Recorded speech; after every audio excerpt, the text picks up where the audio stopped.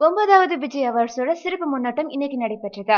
இதுல அருண் விஜய் கிட்ட கோபி என்ன ஏதாள் படத்தை பத்தி கேட்டிருப்பாரு. அதுக்கு அருண் விஜய் என்ன சொல்லியிருக்காருன்னா, நான் இவ்வளவு நாள் பண்ணின படங்கள் அவ்வளவா போகல, அதுக்காக நான் துவண்டும் போகல, இன்னும் ஒரு படி மேல செய்யணும் தான் நான் நினைச்சேன். சோ அந்த டைம்ல தான் என்ன ஏந்தாள் படம் அமைஞ்சிச்சு, அதுல எல்லாம் நான் கொட்டி தீர்த்துட்டேன் இருக்காரு. மேலும் என்ன ஏந்தாள் படத்தை வெற்றி படமாக்குனதுக்கு எல்லாத்துக்கும் நன்றி தெரிவிச்சிருப்பாரு.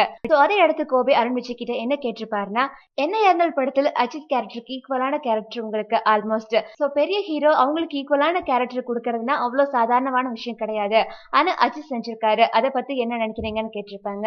அதுக்கு அருண் விஜய் என்ன சொல்லியிருக்காருன்னா, கிட்டத்தட்ட 6 வருஷங்களுக்கு முன்னாடி நான் ரொம்பவே ஸ்ட்ரகிள் பண்ணிட்டு இருந்த டைம்ல ஒரு ஃபங்க்ஷன்ல அஜித் எங்க இருந்தோ வந்து என்ன மீட் பண்ணினாரு.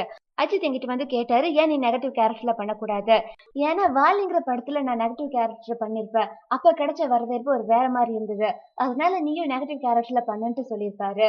அதை அடுத்து அருண் விஜய் என்ன சொல்லியிருக்காருன்னா, கிட்டத்தட்ட 6 வருஷமா எங்களோட சொந்த தயாரிப்பு நிறுவனத்துக்கு நான் படம் பண்ணிட்டு இருந்தேன். இந்த படங்கள்லாம் பண்ணிட்டு இருக்கிற இடையில தான் கௌதம் மேன் வந்து இந்த ஸ்கிரிப்ட சொன்னாரு.